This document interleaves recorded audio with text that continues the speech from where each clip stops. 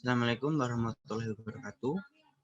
Selamat siang, sore, atau malam untuk teman-teman dan Ibu Ririn. Kami dari kelompok 9 akan menyampaikan materi tentang penanganan gangguan depresi pada dewasa.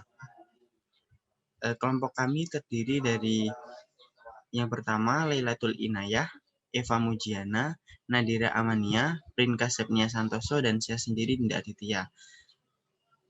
Selanjutnya ada definisi. Definisi dari depresi sendiri yaitu stres yang tidak mampu dikendalikan oleh individu, banyak efek samping yang negatif pada individu tersebut. Saya ulangi, stres yang tidak mampu dikendalikan oleh individu memiliki banyak efek samping yang negatif pada individu tersebut.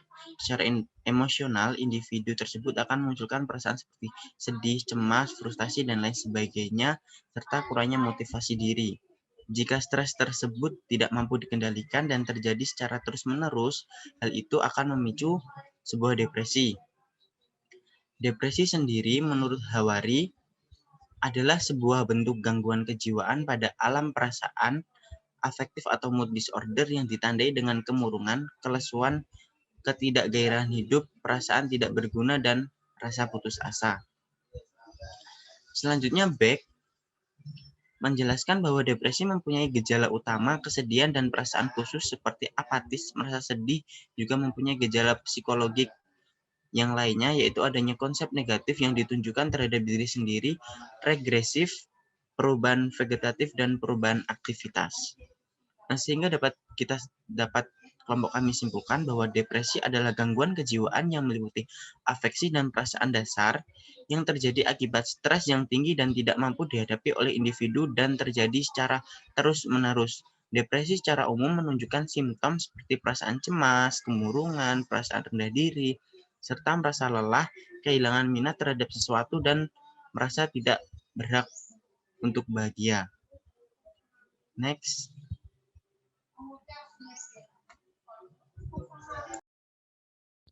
Selanjutnya adalah jenis-jenis depresi. Menurut Harvard Medical School, depresi sendiri itu ada 6. Yang pertama adalah depresi mayor. Depresi mayor sendiri adalah jenis depresi klasik. Gangguan depresi mayor itu digambarkan dengan kehilangan ketertarikan atau kesenangan terhadap aktivitas yang biasa dilakukan. Terus kemudian itu ada gejalanya itu adalah gangguan aktivitas dan fungsi sosial seperti sulit tidur, kehilangan berat badan, kehilangan energi, kesulitan untuk berfungsi di masyarakat. Gangguan depresi mayor sendiri itu merupakan tipe paling umum yang terjadi di masyarakat. Depresi ini tuh terjadi menurut pakar kesehatan sendiri itu depresi mayor ini adalah depresi kronis yang terjadi selama berminggu-minggu atau bahkan lebih dari 1 tahun. Umumnya tuh untuk pengobatan ini tuh berupa psikoterapi dan psikofarma. Pemikiran tentang kematian ataupun bunuh diri juga mungkin dapat terjadi di depresi ini. Next.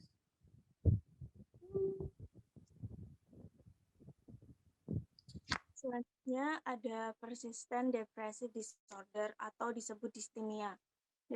Depresi persisten atau yang dulu disebut distimia adalah jenis depresi yang terjadi karena suasana hati yang buruk tetapi tidak mencapai intensitas depresi berat. Karakteristik dari gangguan distimik ini mirip dengan depresi mayor, hanya saja dia lebih bersifat ringan. Dan gangguan ini digambarkan dengan suasana hati merasa sedih atau terpuruk dalam tekanan perasaan. Pada gangguan distimik ini tidak ditemukan gejala psikotik, melainkan hanya perasaan tertekan yang kronik selama beberapa hari atau lebih, yang berlangsung selama kurang lebih 2 tahun. Dan gangguan ini diklasifikasikan menjadi 2. Yang pertama, kejadian dini, yaitu terjadi sebelum usia 21 tahun, dan yang kedua, kejadian lambat yang ditemukan pada usia 21 tahun ke atas.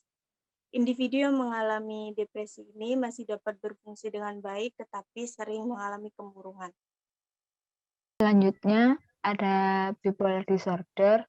Bipolar disorder itu merupakan gangguan yang sering disebut dengan gangguan manik depresi, adalah suatu gangguan mood yang dikarakterisasikan oleh adanya fluktuasi mood yang ekstrim dari euforia menjadi depresi berat yang diperantarai oleh periode mood yang normal atau dalam kurung eutimik. Dalam bipolar terdapat 2 periode yang terjadi, yaitu episode manik dan episode depresif. Episode manik memiliki gejala yang berkebalikan dengan episode depresif, namun gejala tersebut dapat menyebabkan perilaku merusak diri. Terus gangguan bipolar merupakan salah satu masalah kesehatan mental yang penting yang terjadi hampir 2-4% dari populasi. Hal ini mungkin disebabkan oleh karena seringnya terjadi kekambuhan yang banyaknya dampak yang merugikan yang dapat disebabkan oleh di mana gangguan mengakibatkan dampak yang berat untuk pasien, keluarga, dan masyarakat. Bipolar disorder dapat mempengaruhi kehidupan seseorang, seperti kemampuan dia berbagi bidang, gangguan besar bagi kesehatan, hubungan sosial, gaya hidup seseorang. Oleh sebab itu, gangguan ini memerlukan penanganan secara serius agar penderita dapat menjalani hidup dengan normal. Adapun untuk pengobatan gangguan bipolar berbeda jenis dengan depresi yang lain. Pengobatan bertujuan untuk menstabilkan suasana hati individu tersebut. Selanjutnya ada seasonal affective disorder atau SAD. Adalah depresi musiman yang umumnya terjadi pada individu yang hidup di negara dengan 4 musim. Depresi ini muncul pada bulan-bulan di mana paparan sinar matahari berkurang, seperti pada musim gugur dan musim salju karena hari yang lebih pendek, jam kegelapan yang lebih lama. Di musim gugur dan musim dingin dapat menyebabkan peningkatan kadar melatonin dan penurunan kadar serotonin yang dapat menciptakan kondisi biologis untuk depresi. Gangguan afektif musiman atau SAD merupakan salah satu bentuk depresi yang muncul pada waktu yang sama setiap tahun. Biasanya dengan SAD, seseorang mengalami gejala depresi saat musim dingin mendekat dan jam siang berkurang. Ketika musim semi kembali dan hari-hari semakin panjang, penderita SAD mengalami kelegaan dari gejala mereka dan suasana hati serta tingkat energi mereka kembali normal. Next.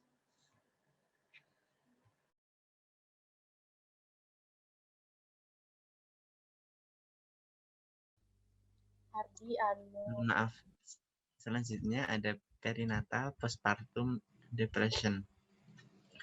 Perinatal depression atau yang disebut postpartum depression adalah gangguan mood setelah melahirkan yang merefleksikan disregulasi psikologikal yang merupakan tanda dari gejala-gejala depresi mayor. Depresi ini terjadi 4 minggu setelah melahirkan yang merupakan periode transisi kehidupan baru. Depresi ini dapat berlangsung selama beberapa bulan pertama masa kelahiran hingga 1 tahun. Tanda-tanda yang menyertainya adalah perasaan sedih, menurunnya suasana hati, kehilangan minat dalam kegiatan sehari-hari, peningkatan atau penurunan berat badan secara signifikan, merasa tidak berguna atau bersalah, kelelahan, penurunan konsentrasi, bahkan memiliki ide untuk bunuh diri. Berbagai faktor fisiologis dan psikososial diteliti dapat menjadi penyebab dari depresi postpartum. Next. Terakhir adalah premenstrual dysphoric disorder atau PMDD. Jenis depresi ini itu lebih parah dari premenstrual syndrome atau PMS yang biasa terjadi setelah ovulasi dan berakhir setelah menstruasi terjadi. PMDD sendiri ini menyebabkan perubahan mood yang ekstrim dan dapat mengacaukan kehidupan seseorang, kehidupan sosial dari penderitanya. Terkadang individu ini akan mengalami depresi, memiliki masalah tidur, perubahan selera makan, dan rasa lelah yang ekstrim. Next. Kemudian selanjutnya ada analisis kasus. Jadi deskripsi kasusnya adalah ada seorang laki-laki usia 39 tahun. Dia diantar oleh adik kandung, adik ipar, serta beberapa warga sekitar rumah adik kandungnya ke Kalirejo. Dia datang dengan mengamuk dan memukuli orang-orang di sekitarnya. Menurut pengakuan keluarga, sudah sekitar sebulan yang lalu, keluarga merasa ada perubahan perilaku pada pasien. 1 bulan yang lalu, pasien tidak dapat tidur dalam beberapa hari dan mulai berbicara ngelantur. Mudah marah bila keinginannya tidak dituruti, mudah marah bila perkataannya disela, mulai kehilangan inisiatif untuk makan serta minum. Karena tidak dapat tidur beberapa hari, keluarga memanggil seorang mantri yang bekerja di puskesmas. Pasien disuntik, setelah itu pasien dapat tidur. Keluhan berbicara ngelantur dan marah jika perkataannya disela orang lain masih dikeluhkan. Setengah bulan kemudian, keluhan dirasa semakin parah. Pasien menjadi sering berbicara sendiri, mandi di tengah malam hari, di mana dalam sehari itu dia bisa mandi 3-4 kali. Namun nggak bersih, hanya mengguyur dengan air tanpa menggunakan sabun. Nah, jika dilarang, dia itu marah. Jika diajak bicara, awal pembicaraan biasanya masih nyambung, namun lama-kelamaan menjadi ngelantur. Jadi dia sering mengatakan hal-hal yang aneh, bahwa anaknya besok akan menjadi seorang suster, padahal anaknya baru kelas 1 SD. Dia mengatakan bahwa dia memiliki motor dan mobil, padahal dia nggak punya. Pasien mengatakan siang sebagai malam, sehingga dia akan marah bila siang hari jendela itu dibuka. Dan dia mengatakan malam sebagai siang, sehingga pasien marah bila anggota keluarga lain tidur dan menyuruh keluarganya untuk bekerja. Seminggu sebelum masuk rumah sakit, keluarga mengakui pasien sering berkata ada yang membisikinya dan ada yang menyentuh dirinya. Keluarga juga mengakui bahwa pasien sering berkata melihat binatang-binatang seperti ular dan gajah, padahal hal tersebut tidak ada. Pasien pernah berkata pada adik iparnya bahwa ia melihat dirinya sendiri pada saat melihat adik iparnya. Dan keluarga berkata bahwa kadang pasien berperilaku seperti anak kecil, selalu meminta jajanan dan camilan. Jika tidak ada atau tidak dipenuhi, pasien menjadi marah. Kemudian, pasien dibawa berobat karena sempat sangat gelisah dan ingin memukul anaknya karena anaknya mengatakan bahwa ayahnya terlalu banyak makan. Pasien menjadi marah dan mengejar anaknya untuk dipukul. Adik iparnya mencoba menghentikan, tapi malah adik iparnya yang kena pukulan. Tidak dapat ditenangkan sehingga akhirnya diikat dan dibawa ke rumah sakit jiwa. Dan keluhan seperti ini tuh baru pertama kali dirasakan pasien. Sekitar 6 bulan yang lalu, pasien lebih sering terlihat murung, menutup diri, berdiam diri di rumah. Hal itu terjadi selama 1 bulan. Setelah itu, pasien dapat beraktivitas seperti orang biasa pada umumnya, dan selama beberapa bulan tidak ada keluhan apapun. Kriteria diagnostik yang manic episode, indikatornya suasana hati meningkat secara tidak normal dan terus-menerus. Itu muncul. Perubahan sikap seperti meningkatnya harga diri, berkurangnya kebutuhan untuk tidur atau restless, lebih banyak berbicara dari biasanya, agitasi psikomotorik dan peningkatan aktivitas, melakukan aktivitas secara berlebihan yang menimbulkan konsekuensi menyakitkan. Itu juga muncul. Yang ketiga, ada gangguan menyebabkan gangguan yang nyata dalam sosial atau fungsi pekerjaan atau untuk mengharuskan rawat inap untuk mencegah cedera pada diri sendiri atau orang lain atau terdapat ciri-ciri psikotik. Itu juga muncul. Next. Yang kedua ada depresif episode, indikatornya suasana hati yang tertekan hampir sepanjang hari, itu ada. Menurunnya minat dalam hampir semua aktivitas yang terjadi hampir setiap hari, itu juga muncul. Penurunan berat badan yang signifikan itu tidak muncul dalam orang tersebut. Kehilangan energi hampir setiap hari itu juga ada. Merasa tidak berharga atau tidak pantas itu tidak ada. Agitasi atau keterbelakangan psikomotor itu ada. Insomnia atau hipersomnia itu juga ada. Next. Kehilangan kemampuan untuk berkonsentrasi tidak ada. Pemikiran berulang tentang kematian atau memiliki keinginan bunuh diri itu juga tidak ada. Gejala tersebut menyebabkan gangguan secara klinis dalam bidang fungsi sosial, pekerjaan, dan lain-lain itu muncul. Next. Selanjutnya ada penanganan gangguan depresi pada dewasa. Yang pertama, kita ada client-centered therapy. Pengertiannya, Correll mengungkapkan terapi client-centered berlandaskan pada suatu filsafat tentang manusia yang menekankan bahwa individu memiliki dorongan bawaan pada aktualisasi diri. Individu memiliki kesanggupan untuk memahami faktor-faktor yang ada dalam hidupnya yang menjadi penyebab ketidakbahagiaan.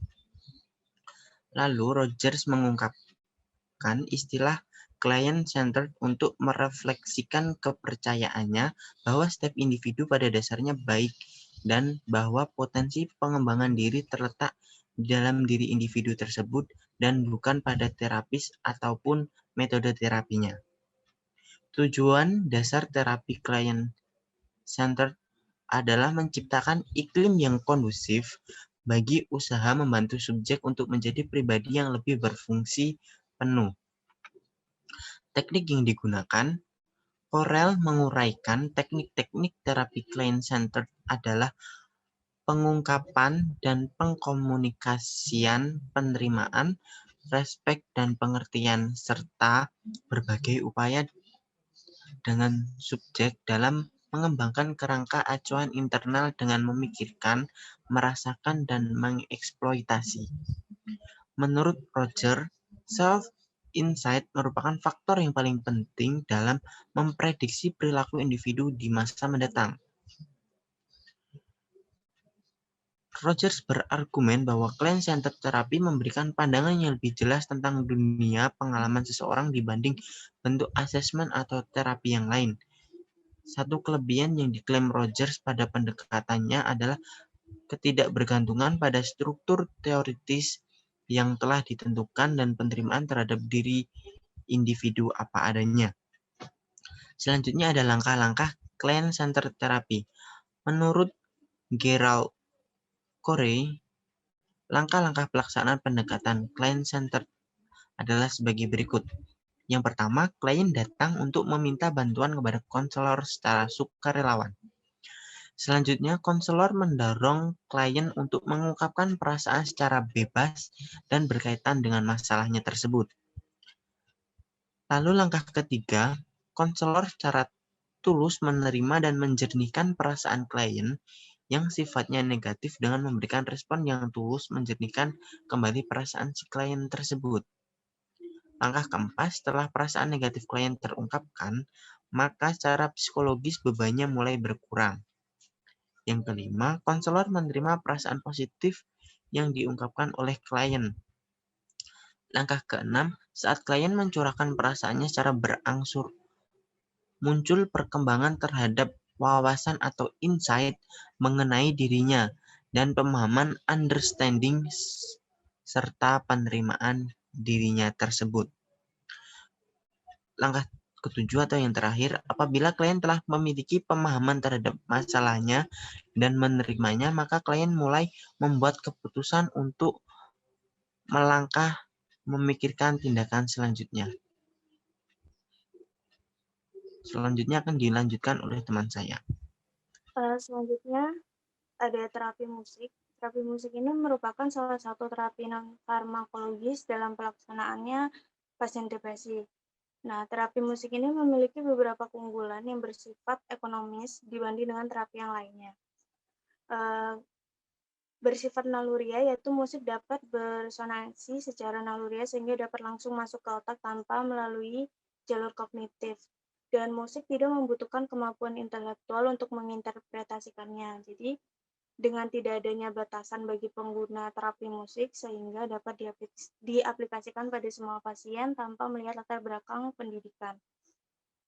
Dalam terapi musik itu, musik sendiri menjadi fasilitator di mana dengan musik dapat menyentuh seseorang secara emosional dan mencapai perasaan terdalam pasien, sehingga dapat menjadi alat untuk mengungkapkan ekspresi nonverbal pasien, dan pasien dapat lebih membuka diri. Pemilihan musik sendiri yang akan diberikan pada pasien haruslah yang bersifat relaksasi, yang memiliki tempo yang sedang dan lambat. Bisa tergolong temponya itu lambat sampai sedang. Pilihan musik lebih bersifat musik klasik, baik yang bersifat luar negeri atau dalam negeri. Jika menggunakan musik dengan tempo yang cepat dan sangat cepat, dikhawatirkan akan memicu adrenalin sehingga merangsang efek saraf simpatis sehingga efek relaksasi dari musik terhadap tubuh tidak didapatkan. Langkah-langkahnya yang pertama ada 6. Yang pertama ada pasien akan dikondisikan berada di sebuah ruangan yang tenang dengan posisi yang rileks.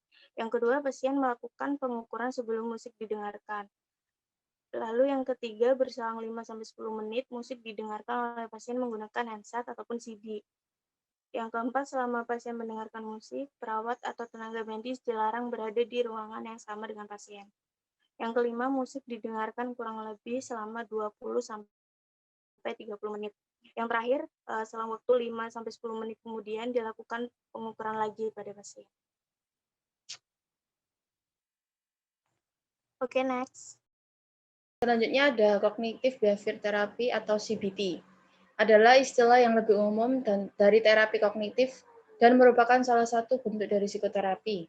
Terapi kognitif bertujuan untuk melatih cara berpikir atau fungsi kognitif dan cara bertindak atau perilaku.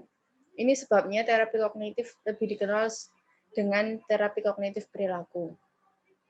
Dalam CBT, teknik yang digunakan itu adalah konseling.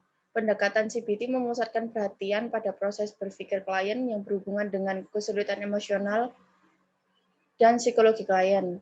Pendekatan ini akan berupaya membantu klien mengubah pikiran-pikiran atau pernyataan diri negatif dan keyakinan-keyakinan pasien yang tidak rasional atau mengganti cara-cara berpikir yang tidak logis menjadi logis.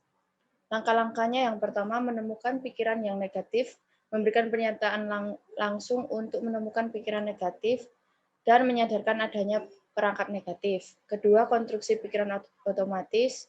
3, relaksasi. 4, keterampilan memecahkan masalah, mengidentifikasi masalah yang dihadapi, dan terapis membantu mengidentifikasi sumber-sumber yang dimiliki oleh subjek. Yang kelima, menetapkan tujuan. Keenam, latihan kognitif dengan menggunakan imajinasi untuk membayangkan secara detail mengenai tahap-tahap yang akan dilakukan oleh subjek dan konsekuensi yang mungkin dihadapi oleh subjek. Yang ketujuh, latihan untuk mengubah perilaku terhadap objek. Terapi menulis pengalaman emosional. Terapi menulis pengalaman emosional adalah suatu prosedur di mana individu diminta untuk menulis pengalaman sesuatu hal yang paling traumatis atau menyedihkan dalam pengalamannya. Teknik yang digunakan yaitu teknik Wilcock dan Mann-Whitney. Langkah-langkah yaitu yang pertama, lama pelaksanaan. Pelaksanaan prosedur menulis pengalaman emosional dilakukan dalam 4 sesi selama 2 minggu. Per minggu 2 sesi, dengan lama waktu setiap sesi kurang lebih 30 menit. Apabila waktu sudah melampaui 30 menit, namun subjek masih terus menulis, maka terapi akan membiarkan sehingga subjek menghentikan sendiri kegiatan menulisnya. Selama terapi akan diminta subjek untuk memasukkan tulisannya dalam amplop yang telah disediakan. 2. Pengaturan ruangan. Pelaksanaan prosedur dilakukan di suatu ruangan kelas dengan meja tulis dan kursi. Bagi masing-masing subjek, jarak antara masing-masing subjek diatur sedemikian rupa sehingga dapat memberikan privasi bagi tiap-tiap subjek dalam menulis pengalaman emosionalnya. Pelaksanaan dilakukan di ruang kelas dengan pencahayaan dan suhu yang cukup dan nyaman bagi subjek untuk melakukan proses menulis. 3.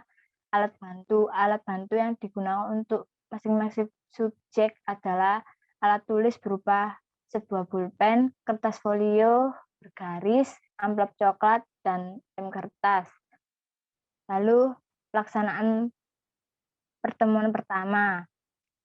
Aktivitas pertemuan pembukaan dan penjelasan terapi. Tujuan membangun rapport antara terapis dan klien, memberikan penjelasan pada klien mengenai terapi yang akan dijalani, memotivasi klien untuk terus mengikuti prosedur sehingga sesi terapi memberikan instruksi sehingga sesi terakhir. Lama waktu 13.15 sampai 13.30. Lalu sesi menulis, memberikan instruksi pada klien untuk menceritakan pengalaman emosionalnya dalam bentuk tulisan. Lama waktu 13.30 sampai 14.00. Lalu penutupan, menutup sesi pertama dan memotivasi agar klien hadir pada sesi berikutnya 14.00 sampai 14.10. Lalu pertemuan kedua, pembukaan. Itu juga memotivasi klien agar lebih ekspresif dan terbuka dalam menulis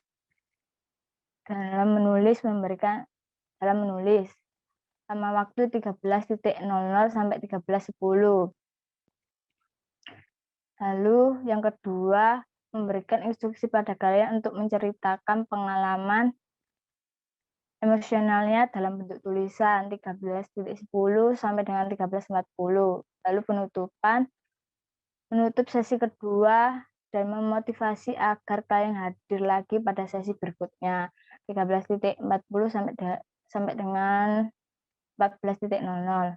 Lalu pertemuan ketiga itu pembukaan juga. Motivasi klien agar lebih ekspresif dan terbuka dalam menulis. Lama waktu 13.00 sampai 13.10. Lalu sesi menulis, memberikan instruksi pada klien untuk menceritakan pengalaman emosionalnya dalam bentuk tulisan 13.10 sampai 13.50. 13.50. Lalu menutup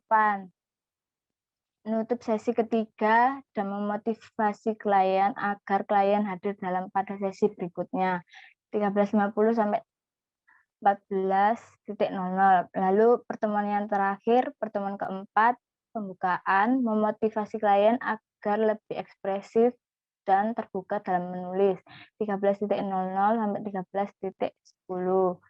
Lalu sesi menulis, memberikan instruksi pada klien untuk menceritakan pengalaman emosionalnya dalam bentuk tulisan 13.10 sampai 13.40.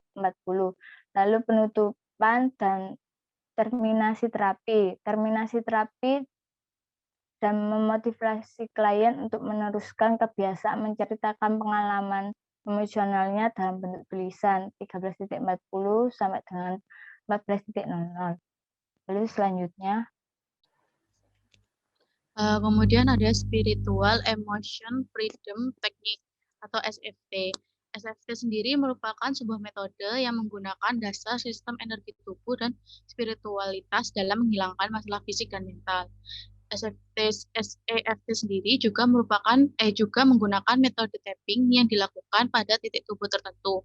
Teknik SEFT sendiri berfokus pada kata atau kalimat yang diucapkan berulang kali dengan ritme yang teratur dan disertai dengan sikap pasrah kepada Tuhan Yang Maha Esa.